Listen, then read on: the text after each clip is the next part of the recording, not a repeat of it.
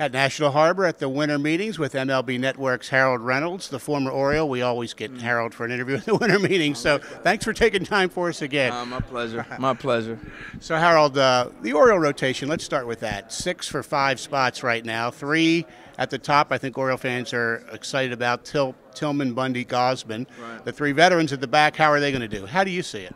Well, I think the one thing what's been proven is the depth. You got to have depth, and it might not be 6. It might end up being 7 or 8 to get you through a season.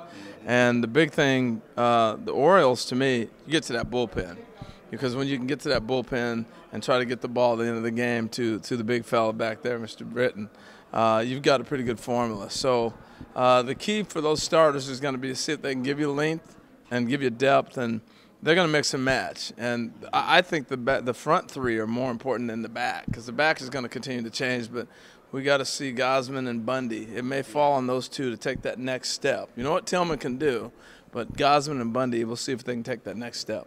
It was exciting to see what they did last year, I know, for Oriole fans. Can they take that next step? Do you see them becoming a potential top-of-rotation guys? Yeah, I mean, the stuff is there. The experience is there. I think the one thing that people forget, you look around the league and you see some other young starters kind of step up and really get to it quick.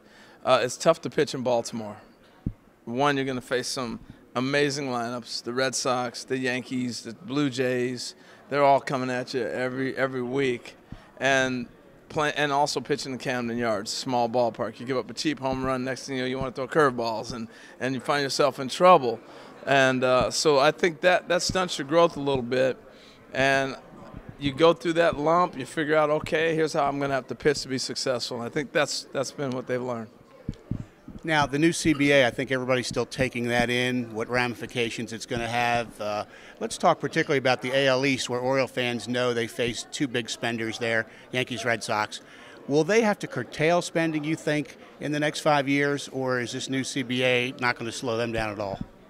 Well, I don't know about – it's going to slow everybody down, I think, in a sense. Baseball's in a little transitional period of time right now, in that the money's gotten to be so big with the star players, and the bottom's being dragged up, that it's hard to be sustainable. And we don't have a cap, but there is a budget, and so the budgets are playing like a cap. So it's very difficult. That's why the game is so young, and we continue to have younger players continue to come up. But what we're seeing now, and I'll get to this real quick, is that the young stars, the Manny Machados, the Harpers, and the Trouts and those guys, unless you're able to lock them up young, you're going to run into these enormous opportunities. And that's where we're at right now. Manny Machado. If Bryce Harper is rumored at $400 million, then Manny Machado's right there too. You know, and Mike Trout's already set the bar at 144, and he's going to be a free agent at 28. So we'll see. The numbers are getting a little crazy.